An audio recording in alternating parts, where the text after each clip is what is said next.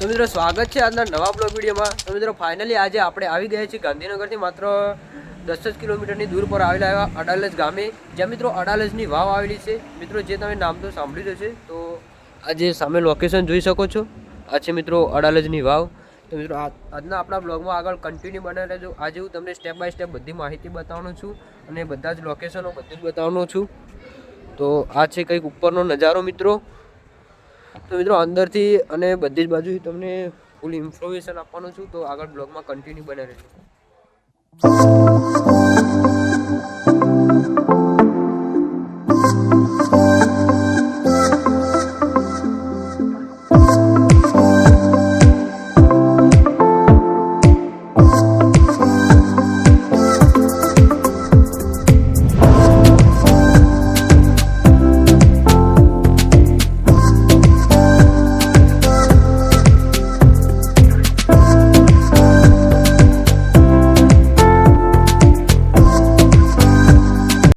તો મિત્રો finally guys આપણે અડાલજની વાવ જોવા માટે પહોંચી ગયા છીએ।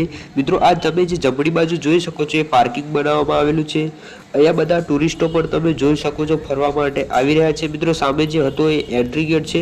તો મિત્રો ચાલો હવે આપણે ટિકિટ લઈ લઈએ। તો મિત્રો આ છે મિત્રો ટિકિટ બારી। તો મિત્રો ટિકિટની આપણે વાત કરીએ તો મિત્રો તમે જોઈ શકો છો ભારતીય નાગરિકો માટે ફક્ત 25 રૂપિયા ટિકિટ રાખવામાં આવેલી છે। જો તમે એને ઓનલાઈન પેમેન્ટ કરશો તો માત્ર 20 રૂપિયામાં તમને ટિકિટ મળી જશે। મિત્રો આ જોઈ શકો છો મિત્રો ટિકિટ બારી, અને અહીંયા જે તમે ઓનલાઈન પેમેન્ટ કરો અને જે એની પ્રોસેસ બતાવવામાં આવેલી છે। તો મિત્રો મારો ફ્રેન્ડ એ ટિકિટ લઈ રહ્યો છે, તો હું ચલો તમને થોડી જાણકારી આપી દઉં। જો મિત્રો પહેલાં તો આવી રીતે QR કોડ સ્કેન કરવાનો રહેશે, પછી તમારે ઓનલાઈન ટિકિટ સ્વીકારવાની રહેશે। તો મિત્રો બધી માહિતી ભરીને પછી તમારે પેમેન્ટ કરવાનું આવશે। તો આ જોઈ શકો છો બધું સિલેક્ટ કરવાનું છે, અને પછી મિત્રો તમે ટિકિટ મેળવી શકો છો। તો માત્ર 20 રૂપિયામાં જ મિત્રો ઓનલાઈનમાં તમને ટિકિટ મળી જશે, અને જો તમે કેશ ઓન ડિલિવરીમાં ત્યાંથી પેલું કરશો તો તમને 25 રૂપિયા તમારે આપવા પડશે। તો મિત્રો ચલો આપણે ટિકિટ લઈ લઈએ અને પછી જઈએ અંદરની બાજુમાં। તો બ્લોગમાં આગળ કન્ટિન્યુ બને રહેજો। તો મિત્રો ફાઇનલી ગાઈઝ આપણે અંદર એન્ટ્રી કરી ચૂક્યા છીએ, અને તમે અંદર એન્ટ્રી થતાં જ અહીંયા તમને થોડો ઇતિહાસ જોવા મળી જશે। જે મિત્રો આપણે ટિકિટ લીધી એ તમારે ગેટ ઉપર આપવાની રહેશે। મિત્રો આ ઇતિહાસ તમે વાંચી શકો છો વિડીયો સ્ટોપ કરીને। હું તમને બધું તો નહીં બતાવી શકું, કારણ કે વિડીયો બહુ લાંબો થઈ જશે। તો મિત્રો ચલો હવે આપણે જઈએ અંદરની બાજુમાં, અને હું તમને અંદરથી વાવ બતાવું।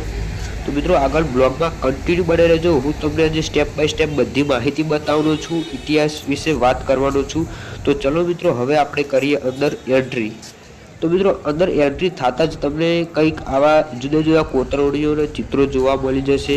અને આ જે રસ્તો તમે જોઈ શકો છો, અહીંયાથી મેન રસ્તો છે, અહીંયાથી આપણે અંદર એન્ટ્રી કરવાની છે મિત્રો। તો ચલો મિત્રો જઈએ હવે અંદરની બાજુમાં। ટુરિસ્ટો પણ ઘણા બધા આવે છે મિત્રો, અહીંયા દેશ વિદેશના પણ ટુરિસ્ટો આવતા હોય છે મિત્રો। તો જોરદાર મિત્રો એકદમ ભારતીય સંસ્કૃતિનો એક અદ્ભુત નજારો અહીંયા જોવા મળી જશે તમને। તો ચલો અંદર જઈને હવે હું તમને થોડા ઇતિહાસની વાત કરું। મિત્રો અહીંયા વાવનું આપણે ધાર્મિક મહત્વ સમજીએ તો અંદરના ભાગમાં આ જે રહેલા કળશ અને પદ્મ અને જીવસૃષ્ટિના શિલ્પો દર્શાવે છે, જે કે મિત્રો આ વાવ માત્ર મિત્રો પાણીના સ્ત્રોત નહીં પણ એક પવિત્ર પૂજા સ્થળ પણ કહેવામાં આવે છે। તો મિત્રો ચલો અંદર જઈએ આપણે। હું તમને આગળના નવા લોકેશન બતાવું, અને બ્લોગમાં આગળ કન્ટિન્યુ બને રહેજો। તો મિત્રો હું તમને થોડો વાવના ઇતિહાસ વિશે થોડી માહિતી આપી દઉં। તો મિત્રો આ વાવ આપણે વાત કરીએ તો મિત્રો જે આ રૂડીબાઈની વાવ તરીકે પણ ઓળખવામાં આવે છે। તે મિત્રો 1499માં વાઘેલા વંશના વડા વીરસિંહની પત્ની રાણી રૂડીબાઈ દ્વારા બંધાવવામાં આવી હતી। વીરસિંહનું યુદ્ધમાં શહીદ થતાં બાંધકામ અટક્યું હતું। ત્યારબાદ મિત્રો મોહમ્મદ બેગડાએ રાણી રૂડીબાઈને સમક્ષ લગ્નનો પ્રસ્તાવ મૂક્યો હતો, પણ મિત્રો રાણી રૂડીબાઈએ ના પાડી દીધી હતી। તો મિત્રો રાણી રૂડીબાઈએ એક શરત મૂકી હતી કે જો મોહમ્મદ બેગડો આ વાવનું કામ પૂર્ણ કરાવશે તો હું તેની સાથે લગ્ન કરીશ।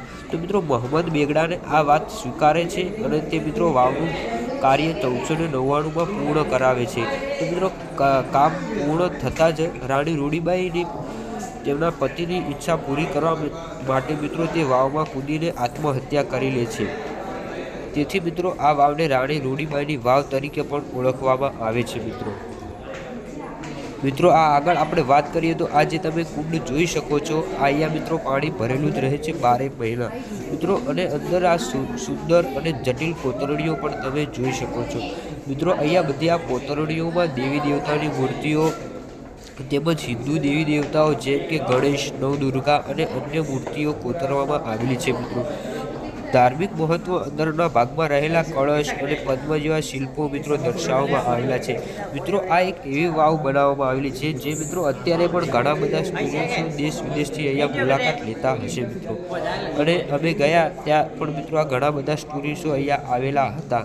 અને આગળ જો મિત્રો આ વાત તમે જોઈ શકો છો, ઉપરની બાજુમાં આ જે થાંભલા તમે જોઈ શકો છો મિત્રો, એ પણ કંઈ જ પણ અંદર કલા કરેલી નથી, પણ હજુ સુધી આ વાવ એકદમ સારી રીતે મિત્રો સ્થિત છે. અને આપણા એક જોવા માટે એક સુંદર સંસ્કૃતિ મિત્રો અત્યાર સુધી આ એક સંભવ છે. આ કોતરણીઓ પણ મિત્રો તમે જુદી જુદી જોઈ શકો છો મિત્રો. અહીંયા તમે અંદરની બાજુ એકવાર મુલાકાત લેશો તો એક ઘણી બધી સારી રીતે મિત્રો આ વાવ હજુ સુધી સ્થિત છે. તો મિત્રો તમે પણ એકવાર જરૂરથી આ વાવની મુલાકાત લેજો.